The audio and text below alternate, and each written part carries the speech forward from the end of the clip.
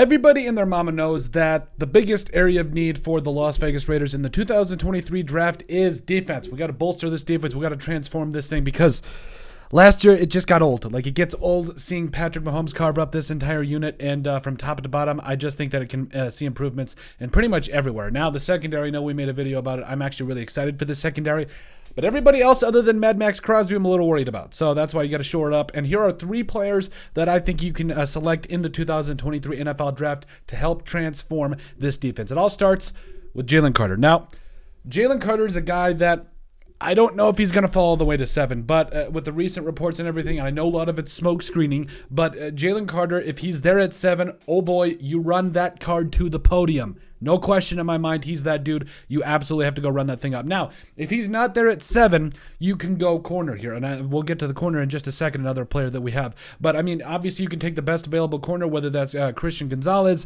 Devin Witherspoon. To me, it really doesn't matter. I think those are the 2 guys you take at 7. If somehow magically they're not there, I think that's a point you have to look at yourself and say, I think now's the time to trade down, where you can still get guys like Joey Porter Jr. at corner, or you can get Kalijah Kancey at that defensive tackle position, who I think would be an absolute steal there. You can get Nolan Smith at edge. There's a lot of different options, but I think Jalen Carter is like 1A. Like, if he falls this far, that is the definite guy that is going to be on the inside being disruptive. I think he could be the next Warren Sapp. I absolutely believe it.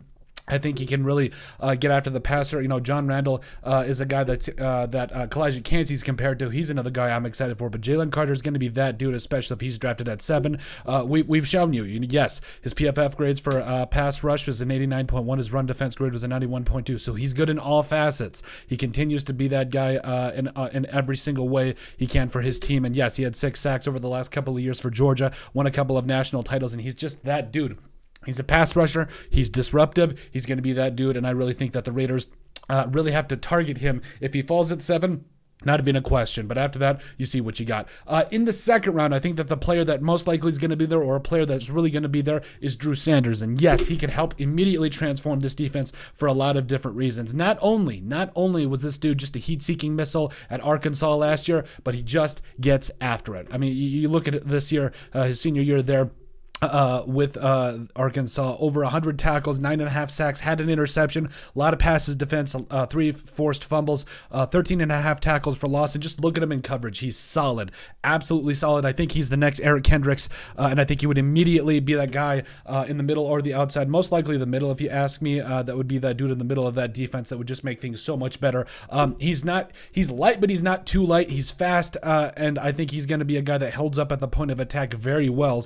And we've seen NFL defenses make this transition to players like this, where they're a little bit lighter, a little bit shorter, but they cover it to sideline, and they can go get the ball carrier in the run game as well. He's that dude, and you'll see here, yes, targeted 26 times, did allow 21 catches, but no touchdowns, had an interception, and yes, a passer rating of an 87.0 against him, which is not bad. Also had a PFF coverage grade of a 77.8. So yes, some guys are going to complete some passes on him, but was not for huge chunk yardage. It was not for touchdowns. This dude is a stud in coverage, and I think that he needs to be a huge target for the Raiders, especially in the second round. Yes, if Jack Campbell's there, fine, go him as well. But Drew Sanders, you can't go wrong with him either. And I think finally, player number 3 that I think could not only help transform this Raiders defense, but really start to make it solid is cornerback Cam Smith. Now, in the third round, this is going to get interesting because, it really does depend how the board falls in the first round, because this is such a deep corner class. You could really go in a lot of different places. It's also a pretty good linebacker class. Like we've talked about, Dorian Williams, he's a guy I think that could be there in the 4th round.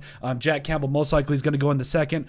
So if at some point if you get Jalen Carter and Drew Sanders and then Cam Smith in the first 3 rounds, your defense goes from being like 28, 29, 30 to immediately at least middle of the pack. You got to be excited about it. Cam Smith, over the last couple of years for South Carolina, has been that dude as well. So yes, his junior year or his sophomore year, whatever you want to call it, back in 2021 was by far his best year. That was his absolute best year according to PFF as well. 88.4 overall PFF grade, but this year wasn't too shabby either, if we're being honest. So his targeted total of 38 times, allowed 18 catches, less than 50% of the passes that he was targeted targeted with were completed. So you love that. But he did get a total of 211 yards that were caught on him, as well as a couple of touchdowns and an interception. So, but you got to realize he was dealing with injuries. He dealt with a lot of concussions, and did have a 71.3 passer rating. But that's not bad, especially when you consider the fact that him dealing with injuries, the South Carolina defense really going under a lot of changes.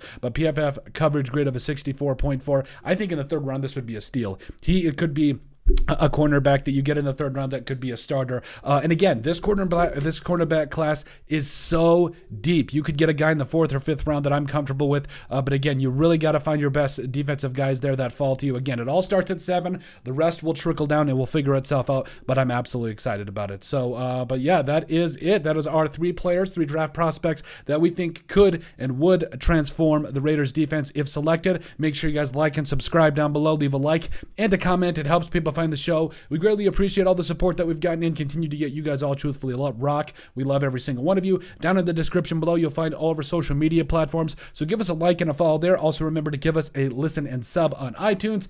And finally, if you have anything else you'd like us to cover, send us an email at thesportsbp@yahoo.com or put in the comment section down below, and we would love to cover it. But let us know what you guys think about the 3 draft prospects that would transform the Las Vegas Raiders defense.